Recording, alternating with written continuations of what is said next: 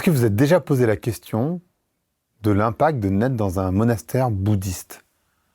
De devenir lama, la plus jeune lama occidentale à 19 ans. Aujourd'hui, j'ai l'immense plaisir de recevoir Hermès Garanger. On va évidemment parler de spiritualité. On va parler surtout de la manière dont elle envisage le monde, dont elle envisage aussi le développement personnel, dont elle envisage la manière dont la société évolue. On va parler de sa vie, de la manière dont elle a pu s'élever au fur et à mesure des années, comment elle a été aussi très différente quand elle était jeune et qu'est-ce que ça a comme impact et comment ça a impacté sa vie. Bref, plein de sujets autour évidemment de la spiritualité, du bouddhisme, de la manière dont les femmes sont acceptées dans cette culture, dans la manière dont les femmes sont acceptées en général. J'espère que vous allez apprécier l'épisode. Je vous laisse l'écouter. Allez, Vlan, c'est parti.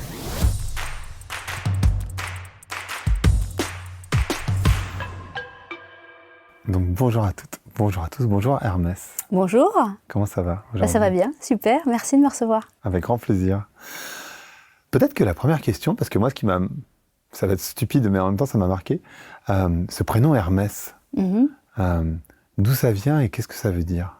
Alors mes parents s'étaient dit pourquoi pas Hermès comme le messager des dieux. Et le fait que je sois née dans un monastère bouddhiste tibétain, ils se sont dit ça pourrait être la messagère des lamas tibétains. Voilà. Wow. Donc le prénom a été trouvé assez rapidement finalement. Et est-ce que ça a été un poids pour toi, d'une certaine manière, d'avoir ce prénom qui est fort en signification quand même ? Mais c'est vrai que petite, à l'école, en plus en Bourgogne, dans un petit village de 50 habitants, quand tu arrives à l'école et que tu dis tu t'appelles Hermès, au début c'est « Ah bon, Hermès, qu'est-ce que ça veut dire, qu'est-ce que c'est ?» En grandissant, c'est forcément Hermès la marque. Bien sûr. Donc le carré, Hermès, le foulard, voilà. Mais finalement, c'est quelque chose que je trouve que c'est un prénom original et qui me correspond bien. J'aime cette originalité. Mais la mission de vie qui a été associée au prénom, elle t'a pas pesé à aucun moment ? Non, je l'ai su sur le tard, tu vois. On ne demande pas forcément à ses parents quand on est petit pourquoi, quoi, comment. Mais c'est vrai que adolescente, je dis mais finalement pourquoi Hermès ? Et puis j'étais déjà dans ce chemin spirituel. Oui. Voilà, donc ça m'a pas pesé, mais quelque part c'est presque comme un rappel de dire tiens, la messagère des lamas tibétains. Je pense que quand on t'entend, on se demande à quoi ça ressemble de grandir dans un temple. C'était en France, on est d'accord, oui. Hein, mais quand même dans un ensemble tibétain, c'est étonnant. Et surtout, c'est une enfance très particulière, j'imagine. Alors c'est sûr que c'est une enfance complètement atypique et surtout, il faut remonter 40 ans en arrière et de se dire... c'est ça. Mes parents étaient en Bourgogne, ont trouvé ce terrain et ont acheté ce terrain et ce château pour offrir aux lamas tibétains. Ah donc c'est leur démarche à eux. Exactement, oui, tout à fait. Ouais.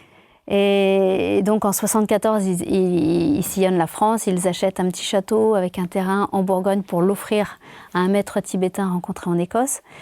Et finalement, moi, j'ai grandi dans ce monastère, donc la journée à l'école du village, mais le soir, quand je rentrais, c'était dans cette forme de communauté avec des lamas tibétains, des lamas qui venaient aussi du Bhoutan. Donc c'est vrai que j'ai eu une enfance assez atypique, entre les chants tibétains dans le temple, les cours avec tous les enfants d'agriculteurs au collège. Donc c'était complètement surréaliste. Et c'est vrai que le lundi, quand j'arrivais à l'école, je disais « Tiens, ce week-end, j'ai vu le Dalai Lama ou j'ai vu tel maître. » Et eux me racontaient qu'ils avaient fait la moisson, les vendanges. Donc voilà, c'était complètement surréaliste et en même temps une enfance incroyable. Mais ça ressemblait à quoi ? Enfin, je me pose une question parce qu'effectivement, avec le regard d'aujourd'hui, 2024, où on parle beaucoup de méditation, de yoga, etc. Mais il y a 40 ans, c'était pas du tout ça, en fait. Tes parents étaient très en avance, finalement.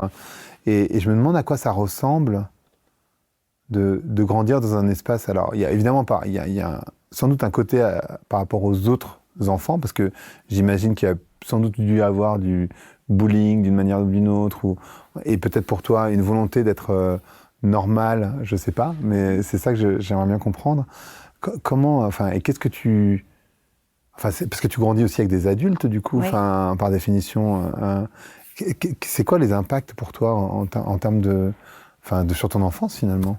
C'est vrai que de grandir dans cette communauté, ce monastère, en Bourgogne, d'un côté, je suis entourée donc d'adultes où il y a d'autres familles avec des enfants, mais vraiment les enfants à temps plein, ça va être mon petit frère et moi. Et on va être cette première génération d'enfants de bouddhistes, on va dire. Mes parents ont fait partie des premiers Français à implanter le bouddhisme en France. Donc quelque part, c'était une nouveauté. Et ce couple qui arrive avec le bébé en Bourgogne, quand ils achètent le terrain, quand ils commencent à dire que ça va être pour faire un temple bouddhiste tibétain et qu'ils vont recevoir des lamas, forcément les fermes aux alentours se disent c'est quoi cette secte, qu'est-ce qui va se passer, etc. Et c'est vrai que quand j'arrive à l'école, forcément c'est on touche pas la bouddhiste parce qu'elle va nous contaminer. Et c'était des mots assez durs, les bouddhistes, espèce de boudin, t'es bouddhiste. Donc moi, pour me défendre, je disais espèce de chrétien, espèce de crétin.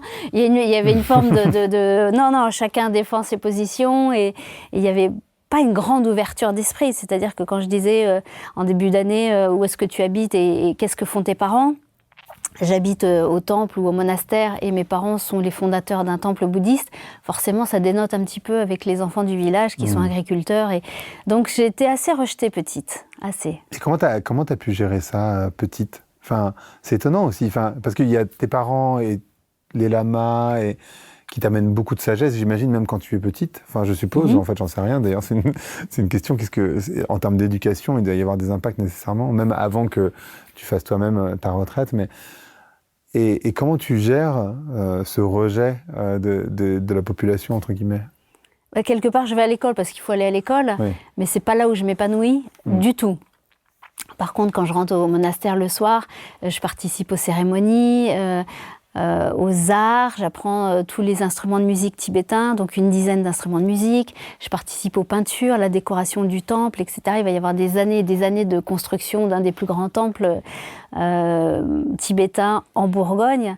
Donc c'est vraiment là où je m'épanouis. Mais en même temps, d'aller à l'école avec ces valeurs de bienveillance, d'humanité, j'aime pas vraiment l'école, mais en même temps, je sens que de partager ce que je vis avec mes yeux qui brillent en disant j'ai vu tel lama, j'ai entendu ça comme enseignement, etc. Je partage mon enthousiasme, ma passion, mon côté positif, et je crois que ça l'emporte sur les moqueries, sur la méchanceté. Et petit à petit, on va dire que vers le CM1, CM2, je commence à renverser la tendance inverse, et il y a une forme de curiosité. Et finalement, quand j'arrive au collège, le proviseur invite des lamas tibétains à venir donner des conférences dans le collège pour essayer d'ouvrir un peu les esprits. Et puis après, on me voit à la cantine au collège, je suis la seule végétarienne sur 400 enfants. Donc j'ai une espèce de dérogation où on accepte que je ne mange pas de viande, donc je suis obligée de la prendre, mais je dois la donner à un camarade qui va s'asseoir à côté de moi. Donc j'ai tous mes potes le midi qui veulent manger à côté de moi pour avoir ma viande. Donc il y a une forme d'ouverture d'esprit, de tolérance. J'ai le droit de ne pas assister aux cours de biologie où on va disséquer les grenouilles, etc. Donc maintenant, toi, la bouddhiste, tu peux ne pas assister à ça. Donc il y a une forme d'ouverture d'esprit à partir du collège. Mais le proviseur, il était déjà un peu avancé, parce qu'il a accepté ta différence d'une certaine manière. Mais il a tellement bien accepté qu'à un moment donné, j'ai demandé en 4e d'arrêter l'allemand pour faire du tibétain, et il a accepté. Oh, waouh. Donc j'apprenais le tibétain au monastère, et j'ai pu arrêter l'allemand pour la 3e. Excellent. Quel regard tu portes sur l'éducation, aujourd'hui, justement, notre système scolaire ? Oh là là, il y aurait tant à dire.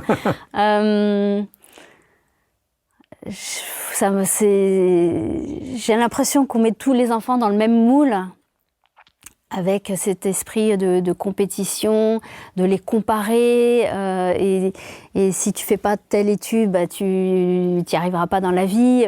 Enfin, je trouve qu'on les pousse pas avec un côté de bienveillant ou positif. On va toujours montrer t'es pas comme ci ou t'es pas assez ça, ou sur une copie, on va commencer par le truc négatif, peut mieux faire, peut si. Et je suis pas d'accord vraiment avec cette forme d'éducation. Et le côté, seuls les enfants qui font des études vont y arriver. Moi, je suis la preuve, on va dire, entre guillemets, que j'ai arrêté mes études à 15 ans et demi. et je suis rentrée en retraite. Ensuite, je suis partie 3 ans en Inde et je suis revenue. J'ai passé mon bac à 22 ans. Donc, il n'y a pas forcément un schéma tout tracé. Si tu ne fais pas tes études, tu n'auras pas un bon métier. Bah, peut-être que si tu arrêtes, tu fais ça et que tu reviens après, bah, tu peux y arriver aussi. Donc, pour moi, ce n'est pas forcément les études qui te rendent heureux dans la vie. Trop normatif, peut-être. Exactement. Je comprends. On va forcément parler de cette retraite. Donc, tu peux nous raconter comment même c'est possible que tes parents te laissent faire ça, d'une certaine manière, de partir en retraite à 15 ans et demi. En retraite, oui, c'est une retraite de 3 ans. C'est ça, 3 ans, 3 mois, 3 jours, donc fermé, coupé du monde. Eux ne me verront pas et moi je ne les verrai pas non plus pendant 3 ans. Donc il y a une forme de dire waouh, à 15 ans et demi, est-ce qu'on la laisse partir comme ça? Et en même temps, c'était cette retraite, j'ai toujours demandé à mes parents de la faire. Donc ça a toujours été un oui, mais après le bac. Et sur un concours de circonstances, été 88, une des filles se désiste et quelques jours avant l'entrée en retraite et on me propose sa place parce que j'ai pu assister pendant 2 mois aux préparatifs de cette retraite donnée par un maître tibétain qui venait de Darjeeling, d'Inde. Et dans ce groupe de futurs retraitants et retraitantes se trouvait une femme qui était malentendante.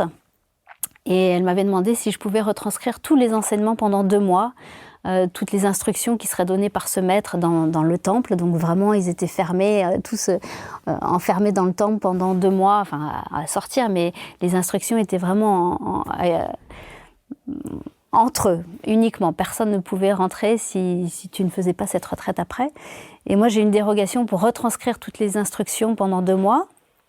Et quelques jours avant l'entrée en retraite, elle se désiste en se disant « mais si je suis malentendante, est-ce que ça va pas être compliqué pour moi pendant 3 ans, etc. » Et du coup, les lamas me proposent sa place. Alors moi, j'ai 15 ans et demi. Je sais que l'entrée se fait dans 3 jours. Donc, quand les lamas me demandent un soir, je dis « oh oui, génial, mes parents m'avaient dit oui pour 19 ans, donc 15 ans et demi, c'est oui, pareil. » etc. Et quand je rentre à la maison, je dis « maman, on m'a proposé ça. » J'ai dit « oui, c'est génial, je rentre dans 3 jours. » Alors, ma mère me dit « attends, on va retourner voir le lama, on va voir si… tu peux pas dire oui comme ça toute seule, il faut qu'on en discute. » Et puis, voilà, il a fallu négocier avec mon papa, qui était un peu moins… qui était plus réfractaire, il était à Paris.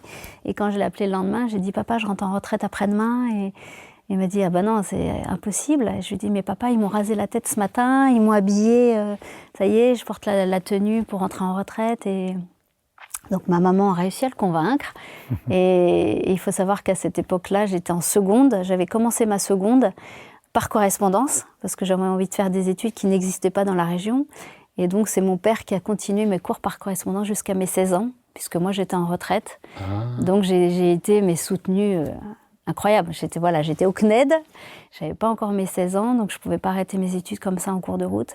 Donc, c'est lui qui a terminé le CNED. Voilà. Qu'est-ce qu'on apprend? Quel principe de vie te semble indissociable de qui tu es aujourd'hui, qu'on apprend quand on est en retraite comme ça pendant 3 ans, 3 mois et 3 jours? On apprend tellement sur soi. En fait, quand on est en retraite, on n'a pas l'impression d'apprendre sur soi parce que c'est 14 heures de méditation par jour, 7 jours sur 7. Donc on est comme dans une machine à laver en mode essorage, on travaille sur soi, on fait à peu près 200 sortes de méditations différentes qui nous font travailler sur différentes émotions, des méditations qui nous font travailler sur la colère, la jalousie, l'attachement, la saisie, l'ego, toutes sortes de choses un peu qui pourraient déranger.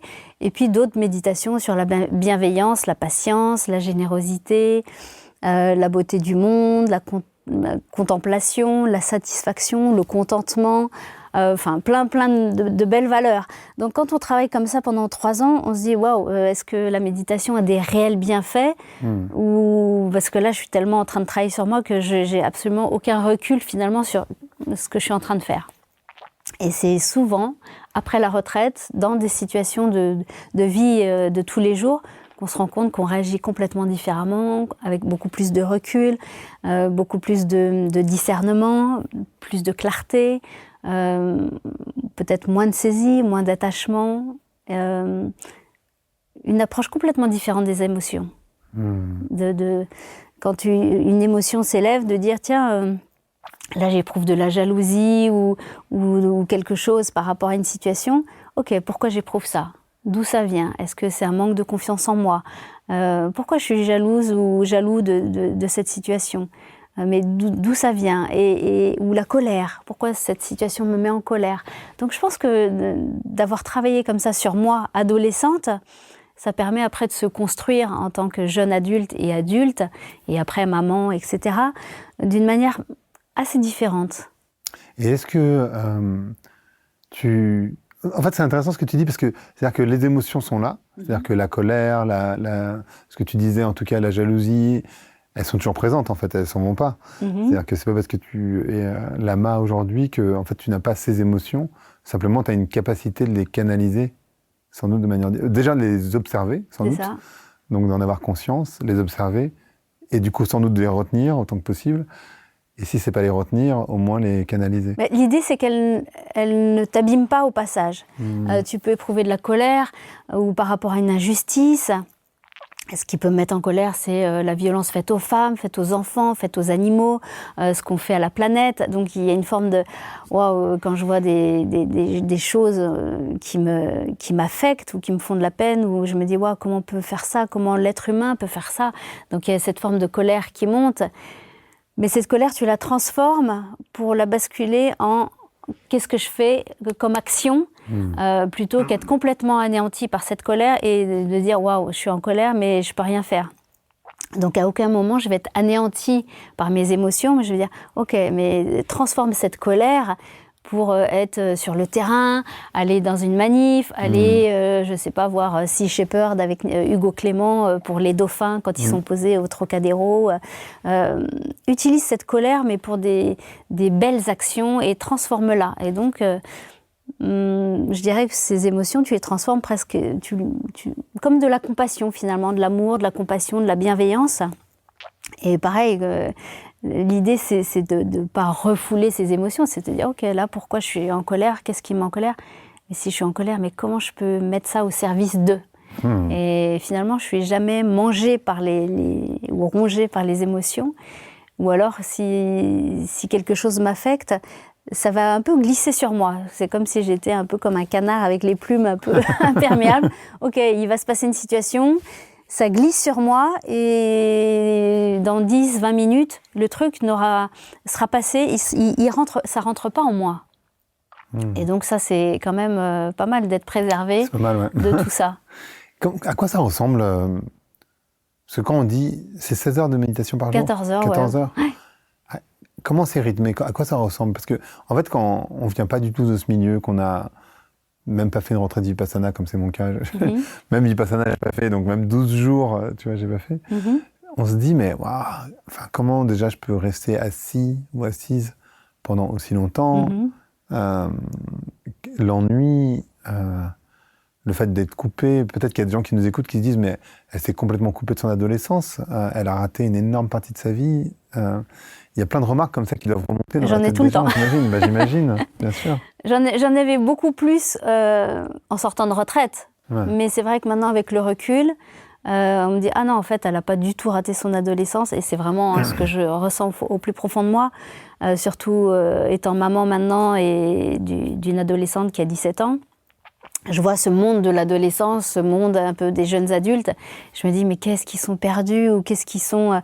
ils sont en train de se chercher, de ne pas savoir dans quelle voie s'orienter, etc. Et moi, j'ai eu cette chance, adolescente, de travailler sur moi, d'aller jusqu'à l'essentiel, de donner un sens à ma vie et après de construire sur cette base de la retraite des choses solides tout au long de ma vie. Et je trouve que la base, quand elle est solide, tu peux construire n'importe quoi dessus. Donc ça, je remercierai jamais mes parents de m'avoir offert ce cadeau, de pouvoir faire cette retraite si jeune. Après, c'est vrai que 14 heures de méditation par jour, ça commence le jour où les portes se ferment. Donc il n'y a pas, tiens, le premier jour, on commence avec 2 heures, puis 4. Non, c'est 14 heures. Le premier jour, la première session commence à 4 heures du matin. Donc tous les jours pendant 3 ans, 7 jours sur 7. Donc la première séance est sonnée par le gong. Donc à tour de rôle, on va pendant 15 jours être la personne qui va rythmer les journées avec un gong. Donc de 4h à 6h, la première séance. Après, on a une demi-heure de battement, et puis après, de 6h30 à 8h30, et puis etc. Donc toute la journée va être rythmée comme ça par des séances entre 2h et 2h30, et avec un tout petit temps le matin pour le petit déjeuner, donc chacune chez soi, le midi, chacune chez soi, ou enfin chacune se fait à manger, le soir pareil, et 2 rituels en commun dans le temple. Donc il y a un tout petit temple à l'intérieur de l'enceinte, où on se retrouve le matin et le soir. Et la journée, on peut se croiser dans le petit jardin, comme une petite enceinte de 200 mètres carrés à peu près, qui est fermée par des immenses palissades en bois. Donc chacune vit dans une petite cellule de 9 mètres carrés, les unes à côté des autres. Et au milieu, ce petit jardin qui nous permet d'aller dans le temple, dans la salle de yoga ou dans la salle de bain. Mais c'est vrai que ce qui manque, c'est cette visibilité sur ne serait-ce que la forêt ou la nature, le monde extérieur. Donc pour moi, c'était la forme de distraction, c'était de regarder le ciel, parce que c'était le seul moment où je peux me dire, tiens, mon regard est illimité. Enfin, je veux dire, il n'est pas coupé par cette palissade en bois, et je regarde à droite, à gauche, et mon champ de vision était en permanence réduit. Et d'aller s'évader en regardant le ciel, c'était un moment de liberté incroyable. Mais parce qu'en fait, je me dis, surtout quand on a 17 ans, je veux dire, c'est vrai à tout âge de la vie, mais on a cette énergie de vie qui est incroyable, on a envie de faire des bêtises, on a envie de faire plein de choses, de découvrir en réalité. Et de s'auto-enfermer pendant aussi longtemps, j'ai du mal à saisir comment tu traverses ça en fait quand tu es adolescent. C'est vraiment quelque chose qui me... Tu vois, ça me perturbe, je dis mince, c'est tellement difficile. Alors après, moi je suis née dans un monastère. Oui. Donc j'ai pas du tout ce côté, je n'avais pas du tout ce côté un peu foufou, machin. J'étais vraiment toujours très curieuse d'apprendre le tibétain, de méditer, attirée par la spiritualité. Et en même temps avec une joie de vivre incroyable, parce que mes profs, quand j'étais en CM2, le prof m'appelait Joie de vivre. Et il connaissait même pas mon prénom, toute l'année c'était Bonjour Joie de vivre. Tous les matins, il nous serrait la main quand on rentrait dans la classe, Bonjour Joie de vivre. Donc j'avais ce côté hyper enthousiaste, mais qui venait forcément de ma vie au monastère. Bien sûr. Et le fait de pouvoir vivre ce qui t'anime depuis petite, de pouvoir le vivre pleinement en retraite, de te réveiller pour méditer, pour apprendre à travailler sur toi, c'est quelque chose, c'est comme j'imagine un sportif qui est passionné par son sport, quand tu lui dis t'arrêtes l'école et tu vas faire que du tennis, ou il y a un moment waouh, tu fais yes, ou un chanteur ou un musicien, tu dis ok, tu vas faire de la musique 10 heures par jour. J'imagine que la personne, elle s'éclate dedans. Enfin, en tout cas, si c'est pas ta passion, c'est compliqué. Mais voilà. Mais moi, j'ai jamais ressenti l'ennui pendant 3 ans. Au contraire, c'est de se lever pour méditer. Tu dis waouh, tu te découvres des richesses intérieures, un monde intérieur. C'est quelque chose qui peut pas être, c'est indescriptible. On peut te raconter la méditation, c'est ça, mais quand tu le vis vraiment, tu découvres des choses. Tu dis mais ça. Tu peux pas le lire, enfin tu peux le lire dans un livre, mais c'est pas pareil. C'est que tu as vraiment besoin de l'expérimenter. Et plus tu l'expérimentes, et plus tu atteins un niveau d'espèce de conscience ou indescriptible. D'ailleurs, comment tu regardes l'essor des livres autour du yoga, de la méditation et de manière plus générale du développement personnel, pardon. Je serais très curieux de voir comment toi tu regardes toute cette tendance d'une certaine manière. On va dire c'est un peu un business. Souvent, moi, j'appelle ça un peu le business méditatif, où il y a vraiment à boire et à manger. Mais comme dans tout, c'est pas que sur la méditation. Tu as parlé de yoga aussi. Un prof de yoga qui lit les bouquins, et il peut dire que celui-là est bien et celui-là et tout le reste c'est du marketing ou du business.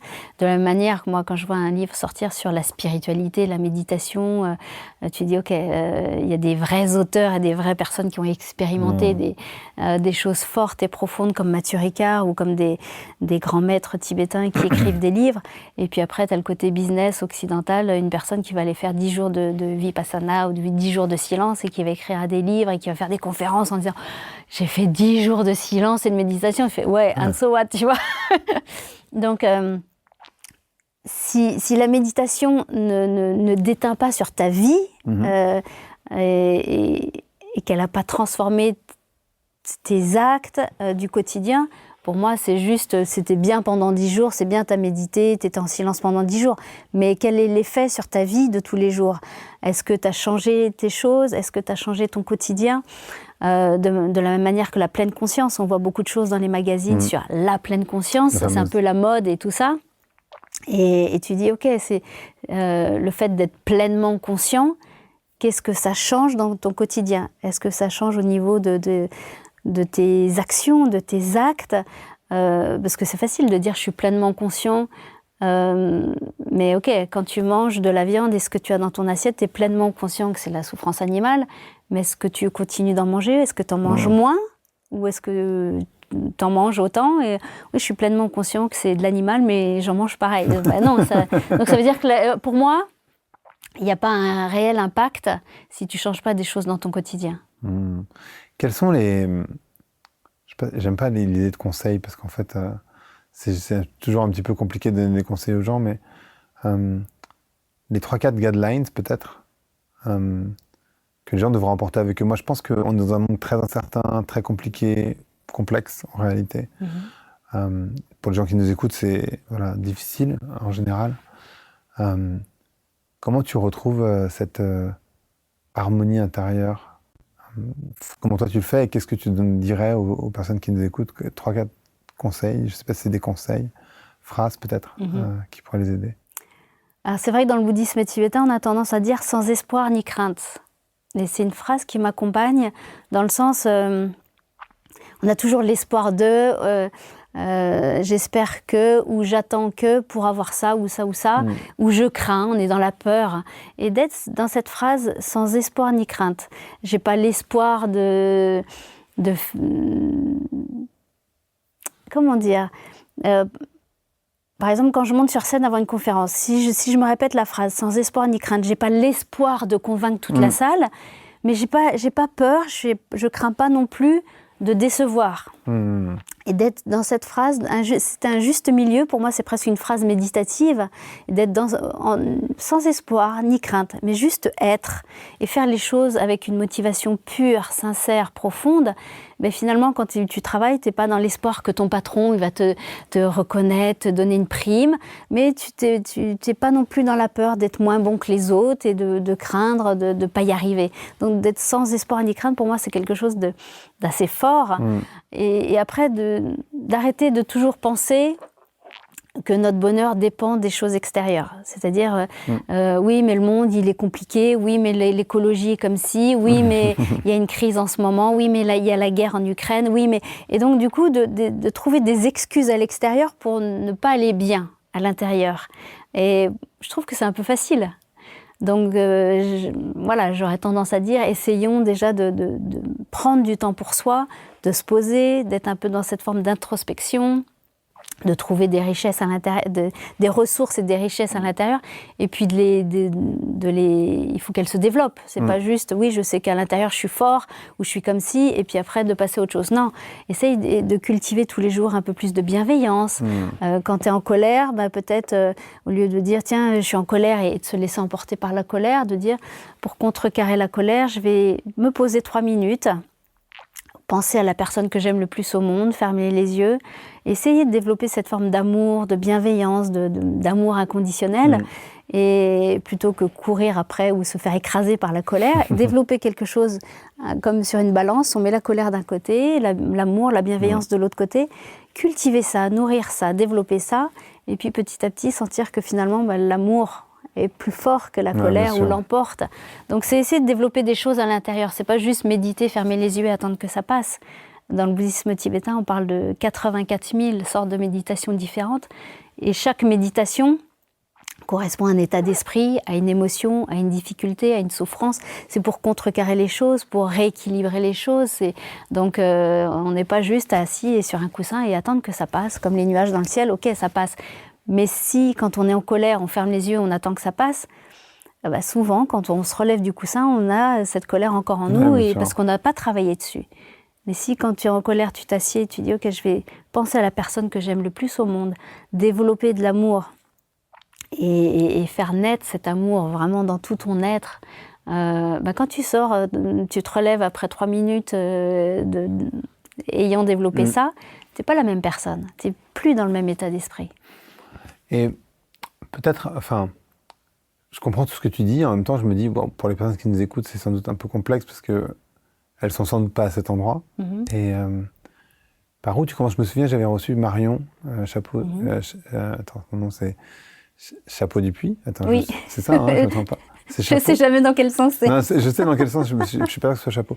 Qui m'a dit un truc que j'ai trouvé vachement intéressant. Elle m'a dit, en fait, aujourd'hui, il y a énormément de bouquins de développement personnel. On te dit les 4 accords Toltec, les 5 blessures de l'âme, les machins, les trucs, il y a plein de choses. Et tu cours après le bonheur. Tu cours après le bonheur.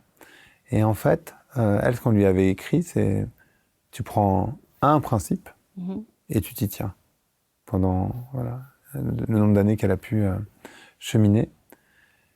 Est-ce que toi, c'est aussi des choses que tu recommandes aujourd'hui? Parce qu'en fait, c'est vrai que sans doute les gens qui nous écoutent ne sont pas forcément très en équilibre. Ils sont sans doute mal à l'aise, malades dans une société qui elle-même est malade, ce qui est plutôt bon signe. C'est-à-dire que si on est bien dans une société malade, c'est toujours un petit peu bizarre. Est-ce que c'est des conseils que tu prodigues aussi, de se dire, plutôt que de vouloir aller creuser les 4 accords Toltec ou les 5 blessures de l'âme ou je ne sais quoi, peut-être concentre-toi sur un aspect et tiens-toi chaque jour? Alors, ça peut être ça, et après, en même temps, tous les jours, on traverse des choses différentes. Une fois, ça va être travailler sur le stress, une autre fois, c'est sur la peur, une autre fois, c'est sur la colère, ou la jalousie, l'attachement. Donc, pour moi, travailler sur ces émotions, les reconnaître, savoir pourquoi tu réagis comme ça, est-ce que c'est une situation extérieure qui te fait basculer dans cet état de mal-être? Est-ce que c'est intéressant de prendre du temps pour soi et d'être dans cette forme d'introspection, ne serait-ce que 3 minutes par jour, ou en fin de journée, de faire un bilan de la journée. Et dire, ok, aujourd'hui, qu'est-ce qui m'a dérangé? Qu'est-ce que je pourrais faire pour améliorer ça, pour pas que ça se reproduise? Ou quel est le bilan de la journée? Et prendre ce temps-là, parce qu'en fait, du matin au soir, on est déjà quasiment dans la tête tout le temps, dans le mental. Et l'un de mes maîtres tibétains disait, méditer, c'est donner des vacances à son esprit. À quel moment on est ailleurs que dans la tête, dans la journée? À quel moment on est ailleurs que dans le mental? Et de se poser, de dire, ok, je prends 3 minutes en fin de journée, je fais le bilan de ma journée. Est-ce que, je me suis mise en colère aujourd'hui? Pourquoi? Qu'est-ce qui m'a fait ça? Est-ce que j'aurais pu réagir différemment? Tiens, aujourd'hui, j'ai eu ci, ou j'ai réagi comme ça. Est-ce que je me suis excusée après? Et essayer de prendre faire une petite parenthèse de 3 minutes et de cette forme d'introspection, de pause. On ne prend jamais le temps de se poser. Mais même dans la journée, si on fait des petites parenthèses méditatives comme ça dans la journée, ça permet d'être bien les 2 ou 3 prochaines heures. C'est-à-dire que de s'arrêter 3 minutes dans la journée, de se poser, de respirer, de se dire, tiens, cette matinée, elle a été hyper agitée, est-ce que je continue l'après-midi de cette manière-là, ou est-ce que je me pose on fait comme un reset, et pour passer l'après-midi d'une manière différente.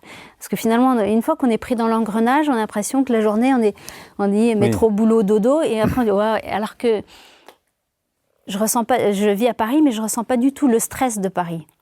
Ah non? J'adore Paris, j'adore cette ville. D'accord. Parce que je me sens jamais prise dans cette forme de stress, de tsunami, de stress ou de vie active. J'ai toujours l'impression je surfe sur la vague. Prendre la hauteur. Voilà, et il y a des vagues, parfois tu tombes de ta planche un peu, tu surfes dessus, tu remontes, mais l'idée c'est d'apprendre à s'adapter, à se réadapter, à se relever et à rebondir. Qu'est-ce qui se passe pendant 2 heures quand tu médites? Parce que, moi, ça m'arrive de méditer 15 minutes, une demi-heure parfois. Mais souvent, on a plein de pensées qui passent. Bien sûr. Alors, et souvent, moi, j'ai cru au début d'ailleurs qu'il fallait, quand je m'y suis mis, c'était il y a plus de 10 ans, il faut essayer de penser à rien. Et en fait, j'échouais par définition. Et du coup, à chaque fois que je pensais à quelque chose, non, ça marche pas, j'y arrive pas. Je suis pas fait pour ça, en fait. Et je crois que c'est une erreur profonde de croire qu'on peut ne penser à rien. Je serais très curieux d'avoir ton point de vue aussi, si tu peux donner des conseils peut-être sur les gens qui nous écoutent pour méditer, parce que la méditation, peut-être tu peux nous expliquer aussi, ça a énormément de bienfaits au quotidien pour les gens. Ouais. Alors dans le bouddhisme, on dit, le verbe méditer, ça veut dire entraîner son esprit à changer nos habitudes, à changer nos émotions, à changer notre point de vue. Donc s'entraîner à. Donc tous les jours, le fait de méditer chaque jour, je continue à m'entraîner comme un sportif qui continue à taper dans la balle comme Nadal. Il est champion, mais il continue à s'entraîner. Et finalement, l'entraînement n'est jamais fini. On peut faire ça toute sa vie. Et s'entraîner c'est comme une forme de gymnastique. C'est une gymnastique, on va dire, de l'esprit. S'entraîner à réagir d'une manière différente. Mais méditer, c'est pas effectivement, comme tu l'as dit, s'asseoir et attendre que ça passe. Parce que sinon, si tu prends la méditation comme une forme de relaxation, autant aller se faire masser ou au spa, au moins t'as rien à faire, on s'occupe de toi et c'est parfait, ça te demande aucun effort. Sauf que la méditation, bien sûr que ça te demande des efforts. C'est une forme de gymnastique où tu fermes les yeux, tu peux te concentrer sur un support extérieur, un paysage, une photo, quelque chose qui t'inspire, ou la respiration, ou une visualisation, quelque chose d'intérieur. Mais ton esprit va tenir quelques minutes et il va être un peu comme un singe qui va repartir de branche en branche. Bien sûr. Tu rattrapes le petit singe qui est agité, tu le reposes et 3 secondes après, dès que tu vas le lâcher, il va repartir. Donc ton esprit, il est complètement agité.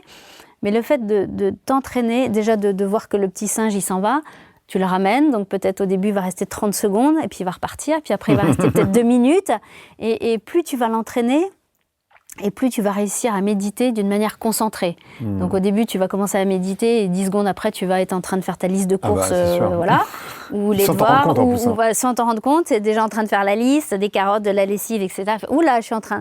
Donc tu ramènes ta concentration, et puis 3 minutes après, ça va repartir sur autre chose, tu vas entendre un bruit, hop, tu vas repartir. Mais plus tu vas t'entraîner, et plus les temps de concentration, de clarté, de limpidité, de prise de recul, de prise de hauteur vont durer longtemps. Et avec l'entraînement, tu te rends compte que tu peux méditer peut-être 1 heure, 2 heures, comme ça, dans une forme d'état d'esprit où tu es... comme si tu avais changé d'état de conscience, tu as pris de la hauteur et il y a une forme de liberté, de légèreté, de clarté. Ton esprit, il est limpide. C'est-à-dire, il n'y a plus cette liste de courses. Et même si à un moment donné, tu étais un peu distrait, hop, tu ramènes tout de suite. Et en claquant des doigts, presque, en 1 seconde, et tu repars dans cette clarté. Mais ça te repose, ça te... Waouh! C'est quoi les bienfaits de la méditation ? Alors les bienfaits, il y en a plein. Et encore, je dirais, il ne faut pas méditer pour les bienfaits. C'est un peu comme tu dis tout à l'heure, développement personnel, les bouquins, les machins, les gens ont l'impression, tu culpabilises presque de ne pas y arriver, ou tu es frustré parce que tu n'arrives pas à obtenir le bonheur, tu n'arrives pas à être comme ci, ou comme le livre t'a expliqué qu'il faut être comme ça. Non. Donc là, l'idée, c'est pas je m'assieds, je médite pour obtenir ci ou obtenir ça. Tu médites. Et puis, les bienfaits, s'ils arrivent, tant mieux, sans espoir ni crainte. Mais tu n'espères pas avoir ça. Sinon, tu es dans cette forme de saisie et d'attachement, tu sais. Je médite pour saisir ce bienfait-là. Donc non, tu peux méditer et il va y avoir forcément des bienfaits. Plus de clarté, plus de concentration, plus de mémoire, un meilleur sommeil, une meilleure approche des émotions, plus de patience. Tu peux développer la générosité, la bienveillance envers soi, envers les autres, envers les animaux, envers l'environnement. Changer ton quotidien, c'est-à-dire que plus tu médites et plus tu prends conscience des choses et tu dis, tiens, est-ce que manger ça et ça, est-ce que c'est vraiment un acte bienveillant ou pas? Est-ce que prendre l'avion, c'est bienveillant ou pas? Et donc, il y a une forme de prise de conscience. D'accord. Et comment tu regardes, toi, des gens qui en font un business? Je pense en particulier à... Est-ce que tu vas donner des noms? Je vais donner un nom, mais un nom américain, donc c'est pas très grave. Jay Shetty, tu vois, qui a passé, je crois, 1 an dans un temple, et qui est, une superstar des réseaux, superstar d'Instagram, superstar aux US de manière générale, qui n'est pas lama, si je ne me trompe pas, parce qu'il a passé que 1 an, donc il n'a pas pu devenir lama, et en fait qui se présente comme un moine, mais il a passé 1 an, c'est beaucoup, et en même temps c'est très peu.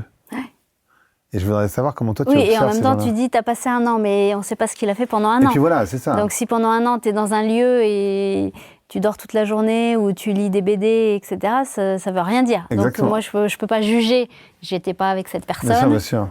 Mais... Je ne sais pas ce qu'il a fait pendant ce temps-là. Et... Non, ce qui m'intéresse, c'est comment toi tu regardes, tu observes, pas lui spécifiquement, mais le business de la spiritualité, on va dire, ou le business du bouddhisme quasiment, parce que le yoga et la méditation, c'est devenu un business. Ouais.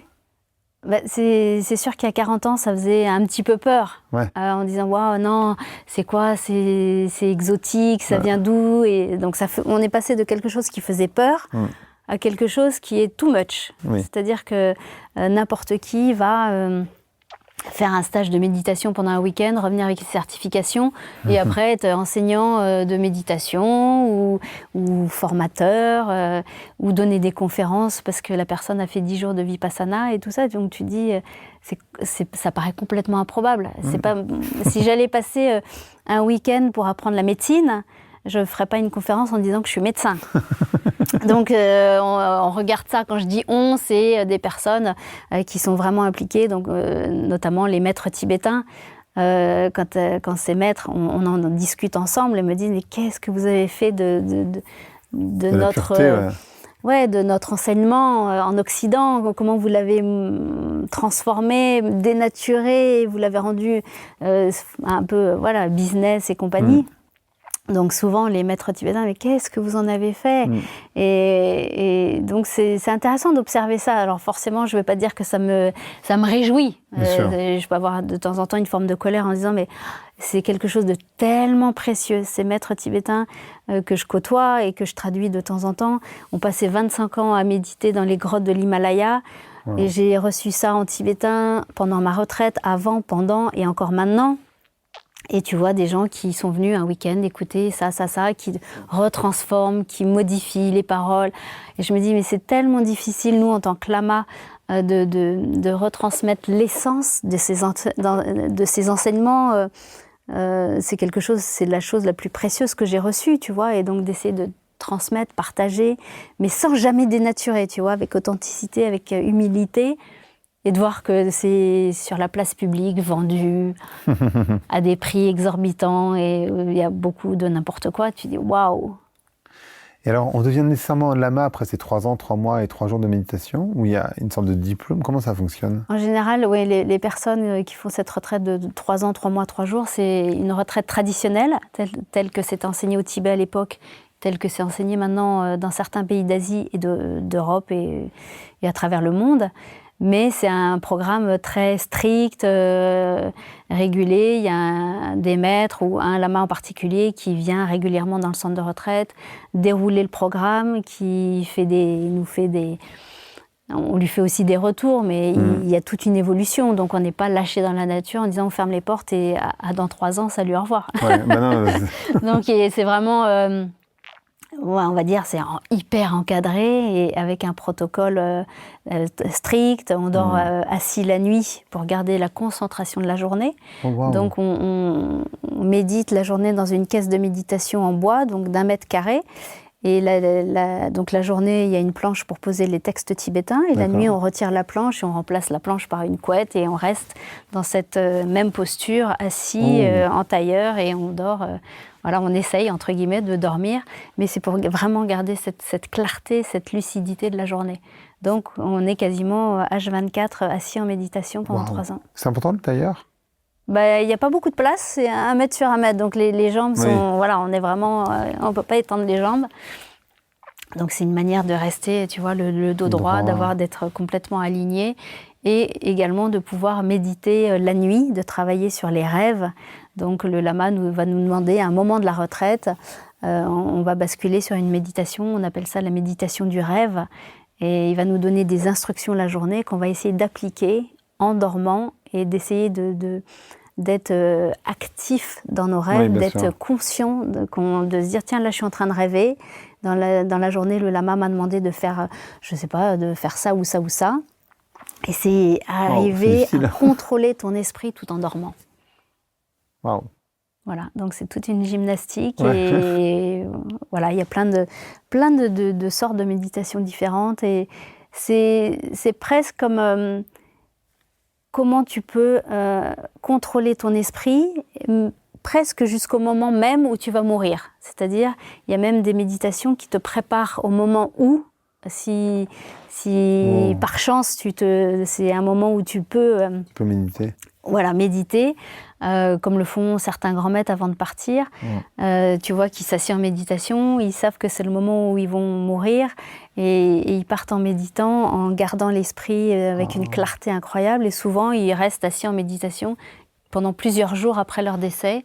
Et le corps reste assis et à un moment donné, au bout de quelques jours, on voit que le corps commence à s'affaisser et c'est que la méditation s'est terminée.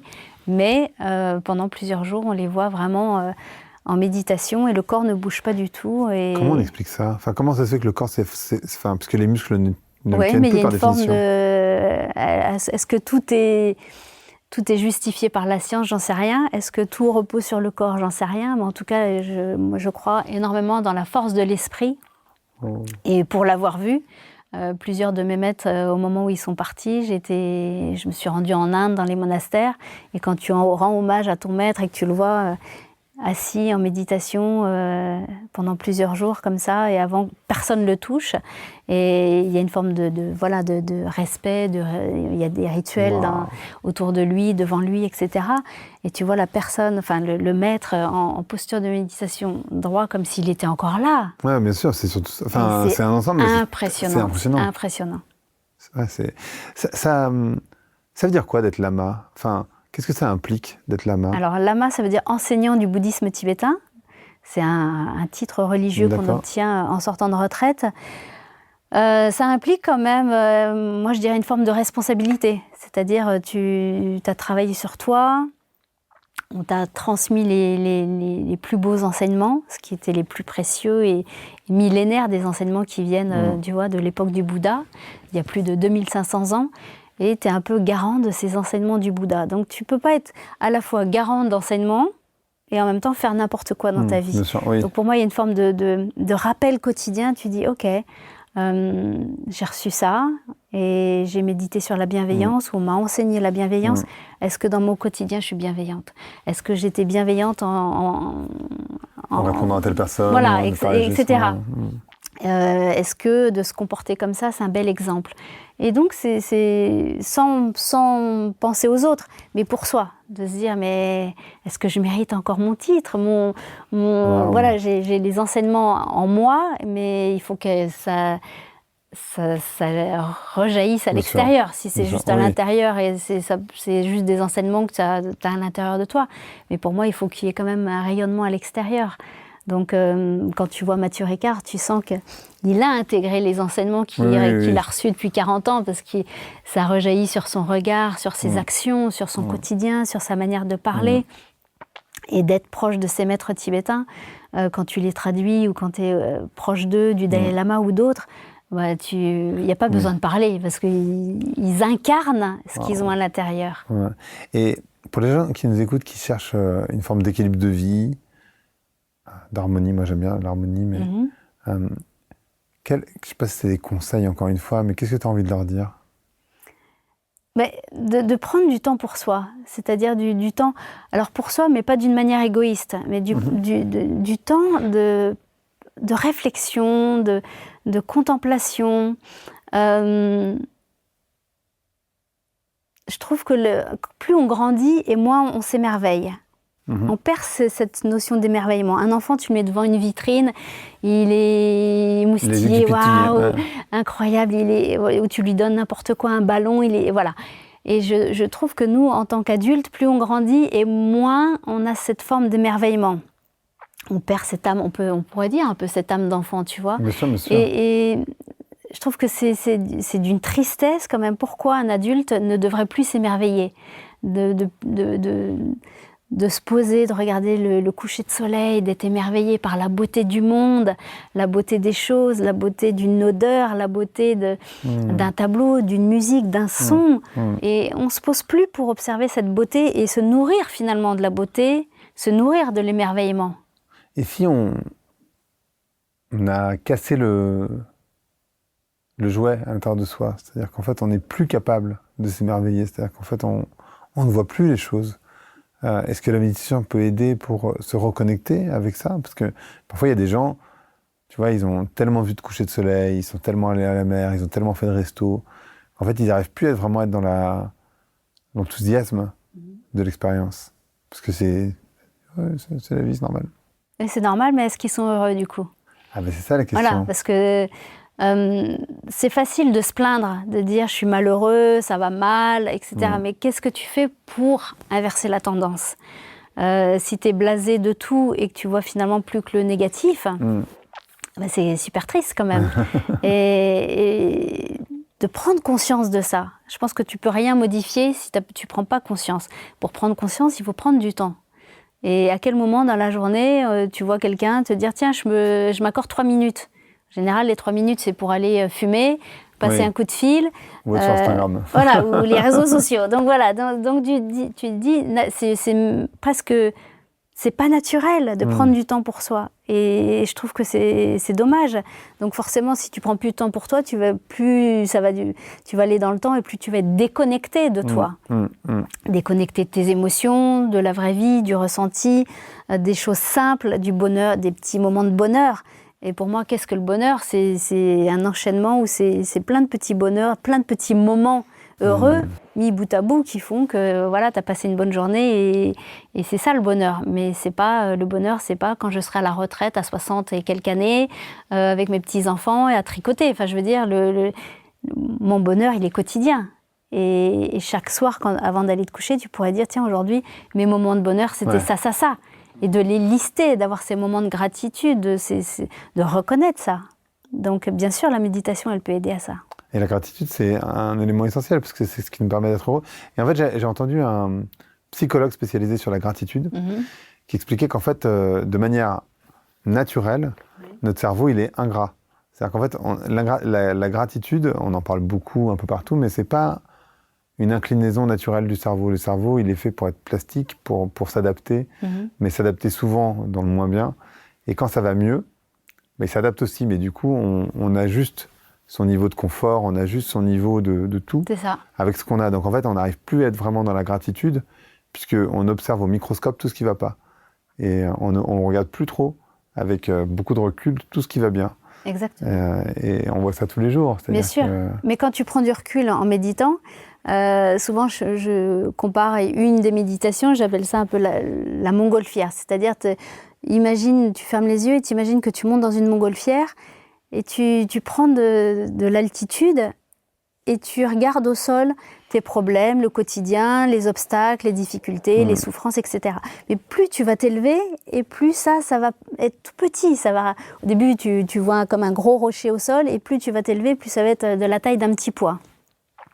Et de rester dans cette forme de prise de recul, prise de hauteur, et de regarder finalement ta vie sous différents angles ou vraiment avec une forme de légèreté. Et tu restes comme ça quelque temps et après tu redescends. Et quand tu redescends, mais finalement, tu vas voir que tu peux prendre tes difficultés ou ton quotidien sous divers angles. Quand tu es confronté, que tu as un espèce de gros rocher énorme sur la route, bah, tu dis comment je vais contourner le rocher, à droite ou à gauche. Mais quand tu as pris de la hauteur, tu dis waouh, en fait, c'est juste un petit truc où je peux passer par là, je peux faire ci, je peux faire ça, je peux découper en petites parties. Voilà. Et gérer chaque petite partie du rocher et chaque problème, et ça sera plus facile. Donc je pense que les gens, ils prennent pas de ce temps pour prendre de la hauteur. Et c'est quand tu es dans cette forme de prise de recul que tu es dans cette gratitude.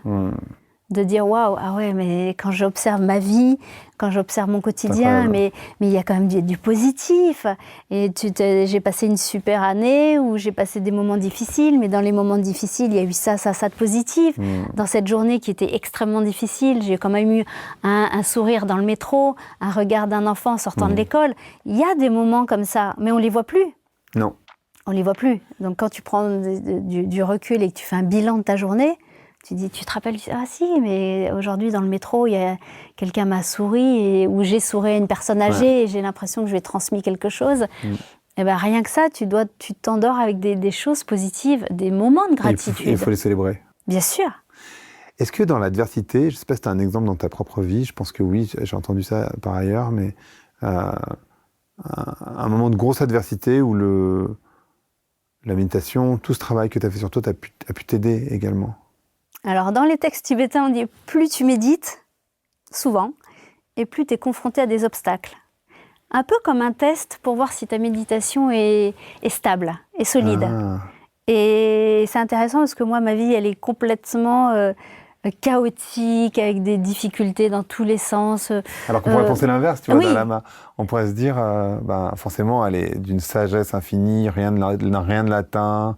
Est-ce que tu dis ça? Non, à l'intérieur, oui, mais sur le chemin, tu as des cailloux, des obstacles, de la jalousie, des égos des uns et des autres. En tant que femme, c'est pas non plus toujours la voie, la porte n'est pas toujours grande ouverte, hein, donc il faut aussi se faire une petite place dans cet univers de spiritualité en tant que femme, lama, maman, productrice dans les médias, conférencière. Donc tu dis, ouais, elle est un peu, c'est qui celle-là, qu'est-ce qu'elle fait? Et puis donc je mène un peu ma route en parallèle. Bien sûr.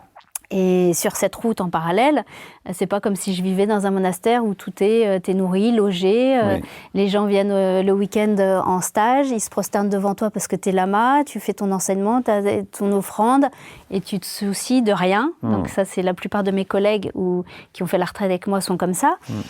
Mais quand tu décides de repartir dans la vie active étant lama et de dire, moi j'ai envie de transmettre les enseignements que j'ai reçus, mais de les transmettre d'une manière moderne, avec des mots simples, d'aller en entreprise, d'aller, tu vois, de Decathlon, LVMH, Thales, etc., d'aller transmettre la méditation ou ou mon parcours, ou un point de vue optimiste, passionné, je sais pas, en entreprise, tu te dis, sur le chemin, c'est peut-être moins facile que pour d'autres. Mais en même temps, c'est un excellent test. C'est-à-dire, OK, face à cette jalousie des uns et des autres, ou face à cette agressivité, ou face à la colère de ci, ou face à des mots pas gentils sur les réseaux sociaux, comment je gère? Et ce qui est intéressant, c'est de se dire, mais à l'intérieur, mais ça glisse sur moi. C'est-à-dire, je trace ma route, et OK, ça c'est dur, mais je me relève. Et là, c'est dur, mais je me relève, et je continue. Et en fait, pour moi, c'est hyper intéressant. C'est un challenge du quotidien. On pourrait se dire, mais les lamas, c'est le monde des bisounours, tout va bien. Non, non, je ne vis pas dans un monastère, je ne suis pas nourrie, logée, blanchie, avec des sponsors qui sponsorisent ma spiritualité à vie, du tout. Bien sûr. Et même comme ça, ce ne serait pas facile, j'imagine. Non, mais bon, quand je vois mes collègues qui sont restés après la retraite au monastère, et quelque part, tu es à la merci de la société. C'est-à-dire que t'as pas cette forme de liberté de dire tiens, je peux m'acheter ci, je peux m'acheter ça, je peux avoir un enfant, je peux être capable de l'élever seul, etc. Donc du coup, il y a une forme de sécurité quand tu restes au monastère. Mais c'est pas ce que j'ai cherché. C'est pas ce que j'ai voulu. Je suis très contente de ce parcours-là. C'est ton âge aussi peut-être, parce que 19 ans? Oui, j'avais 19 ans quand je suis sortie de retraite. C'est jeune. Ouais. C'est jeune. Et donc, tu as un exemple peut-être de moment de gros cailloux dans la chaussure où la méditation a pu t'aider à traverser? Alors j'en ai plein. Bah, tu en prends un, peu importe. J'en ai plein. Mais c'est vrai que quand ma fille était petite, quand elle avait 2 ans, son papa a eu un AVC. Il était caméraman sur un plateau et en portant un flight case, en portant sur l'épaule, ça a compressé l'artère et du coup il est tombé sur le plateau. Et du coup, il s'est retrouvé entre la vie et la mort pendant 11 mois. Donc, le jour où les assistants réalisateurs m'ont appelé en disant « Tiens, il s'est passé ça avec le père de ta fille, il est tombé, on vient de le transporter à l'hôpital, etc. » Quand tu vois les médecins qui te disent « A priori, il va partir d'ici 24 à 48 heures », et puis après, on me dit, en plus de l'AVC, il y a un hématome qui se crée, donc voilà, il est en train de partir, qu'est-ce qu'on fait ? Dans ces moments-là, tu te retrouves avec 8 médecins et plutôt qu'être dans l'agitation, les pleurs, les cris, etc., et qu'on te demande à toi de prendre la décision, moi, mon premier réflexe, c'était de fermer les yeux et de ne pas prendre de décision sous l'effet de l'émotion, sous l'effet de l'affect, de la stratégie, mais si je fais ci, il va se passer ça.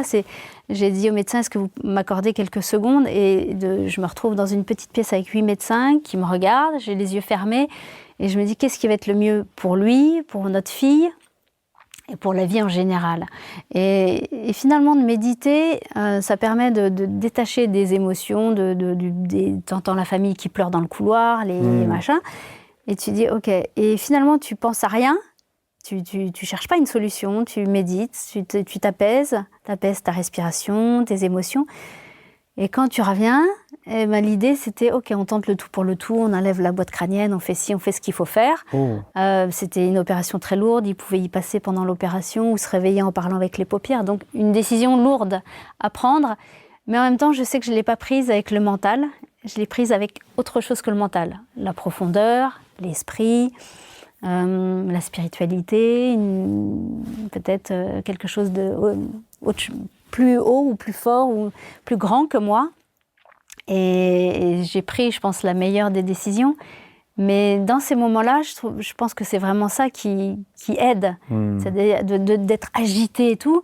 Tu perds les moyens, tu sais pas quoi faire, tu es en panique.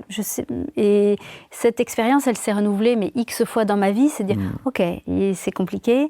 Et je m'apaise, si je suis sereine à l'intérieur, si je suis posée, je sais que je prendrai la meilleure décision. Mais je ne vais pas la prendre avec le mental, je vais la prendre avec autre chose. Un autre sujet qui m'intéressait, mais voilà, c'est la position des femmes dans la religion bouddhiste et le fait d'être une femme occidentale, lama de 19 ans. Oui. Donc c'est tout ça qui... Donc tous ces mots-là, occidental, pour les bouddhistes c'est compliqué, lama pour les Européens c'est compliqué, oui.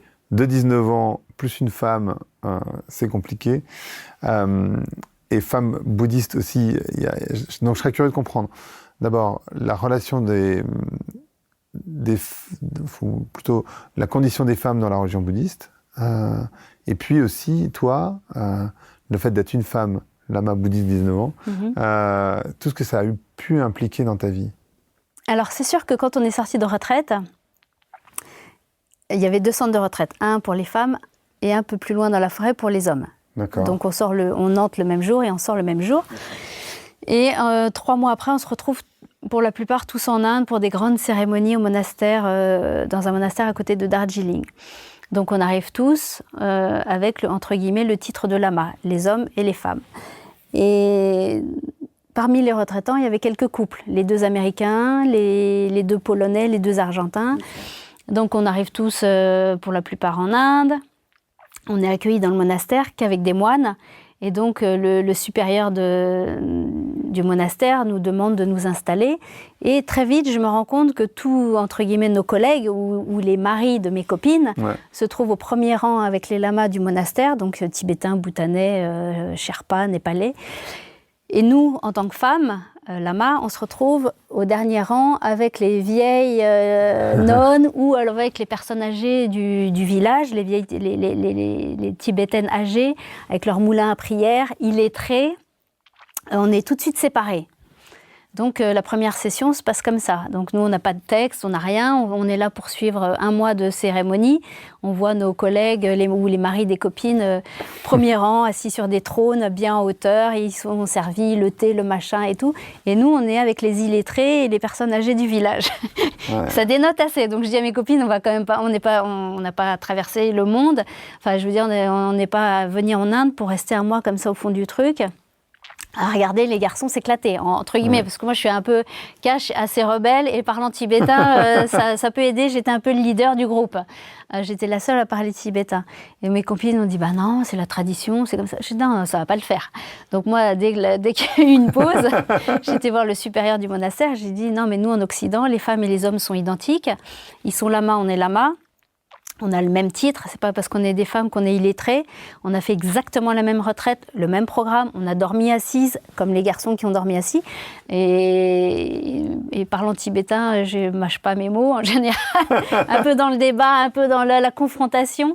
Et la session d'après, effectivement, femmes et hommes, on était tous au premier rang, mélangés. Les couples étaient hommes et femmes l'un à côté de l'autre. Et c'était une première au monastère, ce qui ne s'était jamais fait en 40 ans, où normalement depuis 40 ans c'était les lamas avec les femmes illettrées au fond. Et j'ai fait un petit peu cette révolution en 92 en sortant de retraite. Et donc c'est vrai que maintenant, à chaque fois que des occidentales lamas arrivent au monastère, elles sont accueillies au même titre que les hommes. Donc il y a eu une forme d'avant et d'après. Mais après le travail n'est pas terminé, c'est encore long. Et c'est vrai qu'en Occident, quand on voit dans les médias, quand on doit parler de spiritualité, de sagesse, de bouddhisme, d'enseignement, en général, sur les plateaux, on voit plus des hommes que des femmes. Si on te parle de sagesse, tu as plutôt l'impression de penser à un maître tibétain ou un moine avec le crâne rasé qu'à une femme blonde avec les yeux verts et des talons. Oui, c'est vrai. Donc tu vois, tu vois beaucoup Mathieu Ricard, tu vois Christophe André, tu vois Frédéric Lenoir, etc. Mais c'est vrai qu'en tant que femme, on est très très peu invité pour parler. Alors, est-ce qu'on est moins crédible? Est-ce que j'en ai absolument aucune idée? Mais tu dis, waouh, le chemin est encore long. C'est pas parce qu'on est en 2024 que tout est acquis et que l'égalité des sexes est là et qu'on est en France et que c'est facile. Du tout. Donc en fait, ce que tu dis, d'une certaine manière, c'est qu'il y a du sexisme des deux côtés finalement. C'est-à-dire qu'il y a du sexisme dans la culture bouddhiste, et puis il y a du sexisme aussi en France, et on est bien au courant. Oui, je pense que c'est même au-delà du bouddhisme, c'est presque une culture, c'est un peu une culture asiatique, mais pas que le bouddhisme. On voit qu'en Asie, quand même, tu vas au Japon, tu vas en Thaïlande, tu vas en Inde, les hommes et les femmes indiennes, ils n'ont pas vraiment la même position.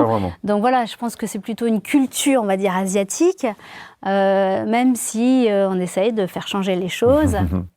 Mais nous, au-delà de la culture, il y a la culture et la spiritualité ou la religion. Donc c'est un tout qu'il faut faire un petit peu bouger. On y vient, mais il y a encore du chemin. Je pense qu'il y a encore du chemin.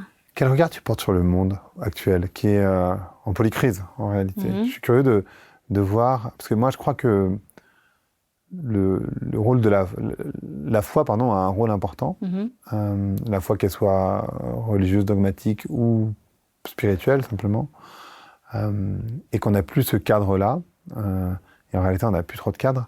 Parce qu'il y a eu un cadre capitaliste à un moment donné, mais qui n'a pas vraiment rendu ce qu'il était censé rendre pour les individus. Donc je serais curieux de comprendre comment toi tu regardes le monde aujourd'hui, avec toutes ces polycrises, avec la montée de l'extrême droite un peu partout, avec la crise écologique. Comment tu observes ça? Moi, je trouve que c'est presque une crise intérieure. Ça rejaillit sur l'extérieur, mais je sens une forme de mal-être,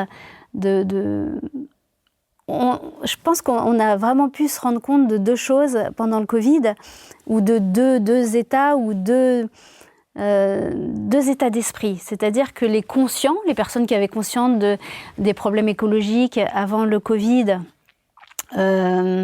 ou d'être conscient de prendre soin de soi, ou de méditer, etc., ou d'avoir une hygiène de vie, je pense que les personnes conscientes, la crise du Covid ou le confinement, ça n'a pas fait grand-chose. C'est-à-dire les conscients, ils restent conscients.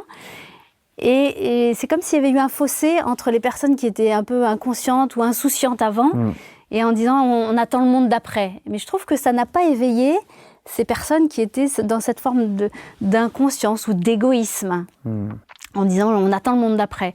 Le monde d'après, il n'est pas arrivé. Enfin, moi, j'ai pas vu une grosse différence.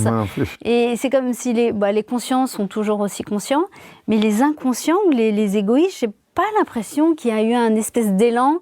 La plupart, c'est tiens, je vais même acheter une maison à la campagne, vite, au cas où si on est reconfiné, ou vite, je reprends des billets d'avion pour repartir en week-end. Si on était reconfiné, au moins je vais profiter. J'ai pas eu l'impression qu'il y ait eu ce monde d'après, ce qu'on pensait vraiment, qu'il y aurait eu un changement ou un déclic. Après, je pense que je garde quand même ce côté hyper optimiste. Je suis optimiste, mais dans l'action. C'est-à-dire, je ne suis pas en train de me dire « tiens, le monde ira mieux demain ». J'essaye d'être dans l'action, j'essaye de transmettre à travers les conférences des messages d'écologie, tu vois, je raconte mon parcours, donc forcément, le côté végétarien, je parle de bienveillance, d'amour, d'ouverture d'esprit. Mais la bienveillance, ce n'est pas simplement envers soi. c'est aussi envers les autres, pas qu'envers les gens qu'on aime, envers les êtres humains, envers les animaux, la planète. Voilà, l'idée, c'est d'essayer de transmettre les enseignements que j'ai reçus pour essayer d'ouvrir un tout petit peu les esprits. Et souvent, on me dit « Ah oui, la bienveillance, c'est pas que pour soi. Ah, la bienveillance, ça peut s'appliquer aussi à la planète. Ah bon ?» Et donc, voilà, l'idée, c'est de partager ça, cette forme d'optimisme. Mais c'est pas évident. Et puis les choses, elles bougent doucement. Je vois que de nombreuses sociétés essayent de bouger des choses, mais très souvent, je trouve que la motivation est pas juste. Je trouve que c'est pour une espèce d'image marketing. On va faire plus vert du machin, on va rendre l'image plus lisse, on va faire un peu plus de green. Mais il n'y a pas une vraie cohérence. Quand tu grattes vraiment, la motivation, elle n'est pas là, elle n'est pas juste. On change parce qu'il faut changer et que les lois nous demandent de changer ci ou ça, ou de ne plus faire de bouteilles en plastique et de mettre des carafes à la place. Mais est-ce que la motivation profonde, elle est sincère, elle est authentique? J'ai vraiment du mal à trouver des choses ou des entreprises solides. Ouais. Moi, j'ai l'impression qu'il y a 3 niveaux de... Je ne sais même pas comment dire. Par rapport à l'information, on va dire, il y a 3 niveaux de conscience. Il y a savoir. Bon, il y a plein de choses qu'on sait. Par exemple, les débats climatiques, la biodiversité, etc. On est tous au courant, je pense, plus ou moins, mais enfin quand même. Après, il y a comprendre, qui est une autre phase et qui demande de la réflexion et de s'intéresser vraiment au sujet en profondeur. Et déjà là, je pense qu'on a perdu beaucoup de monde. Et puis après, il y a intégrer dans le cœur, c'est-à-dire comment j'intègre.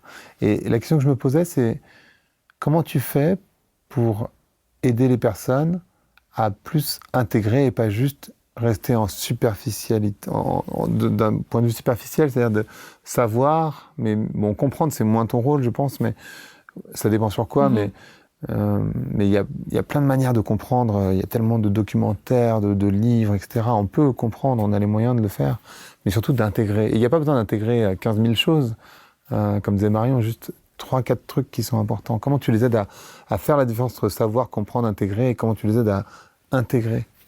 Moi, je pense que savoir, ça reste dans la tête, tu vois, dans le côté mental. Et tant que c'est pas vécu, ressenti dans le cœur ou dans tout ton être, tu n'auras jamais de fortes convictions.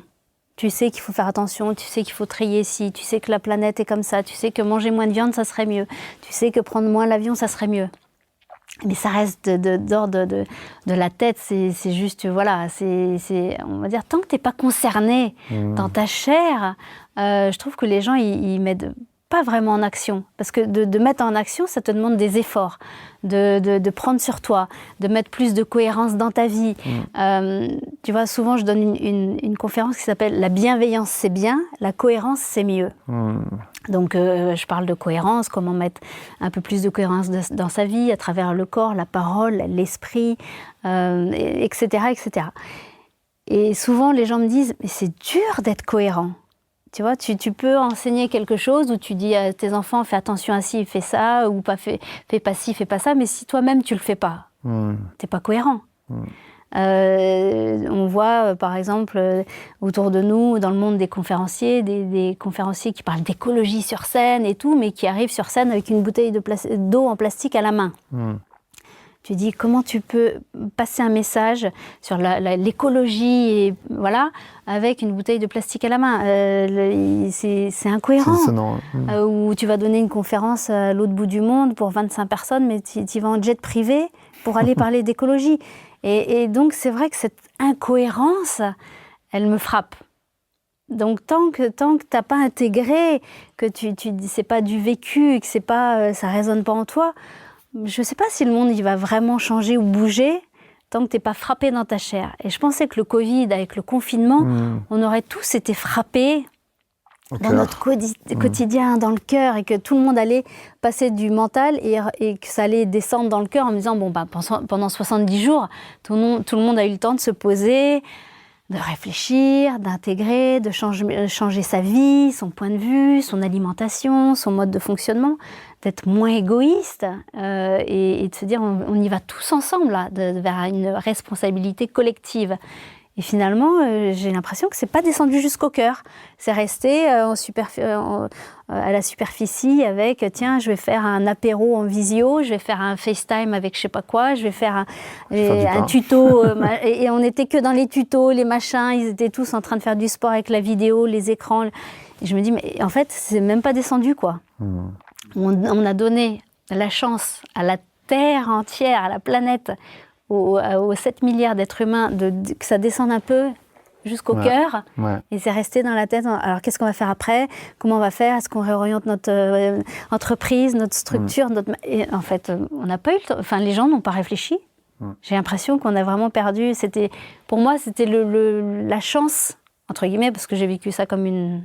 opportunité. Ouais, c'était magnifique, une retraite. Moi, j'ai trouvé ce moment sublime, avec la nature qui revit, les animaux partout, c'était... Voilà.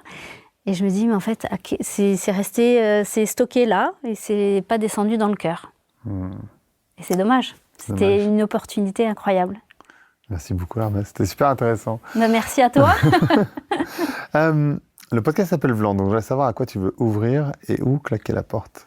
J'aimerais ouvrir la porte sur 2024 et claquer la porte sur 2023, qui a été une année chaotique. Même si je reste debout et qu'avec le sourire et cette forme de légèreté, de joie et d'optimisme, mais j'ai vraiment envie d'ouvrir la porte sur 2024. Tu penses qu'elle sera moins chaotique? Ouais. Oui, je pense que le pire, c'était vraiment chaotique. Donc là, je la ferme. Et à double tour, avec des cadenas, des clés, des doubles clés, des verrous, tout ce que tu veux. Un code secret, je te donne le code, tu ne me rends pas le code. Donc bienvenue 2024 et que la porte s'ouvre pour tout le monde. Bon, bah, j'espère que tu as raison. Pas que pour moi. J'espère que tu as raison. J'espère, on fera tout pour. Merci beaucoup. Merci à toi, merci infiniment. Merci à tous d'avoir écouté cet épisode. À très bientôt. Merci d'avoir écouté Vlan. Si vous avez aimé l'émission, n'hésitez pas à mettre des étoiles sur vos plateformes de podcast préférées. Vous pouvez aussi partager l'épisode sur vos réseaux sociaux, Instagram Stories, Facebook, LinkedIn, où vous voulez. Je suis Grégory Pouy. Vous pouvez me retrouver sur l'intégralité des plateformes sous le nom Greg from Paris. Si vous avez des idées pour des invités, si vous avez des commentaires, n'hésitez surtout pas à m'envoyer un message. Allez, merci et à bientôt.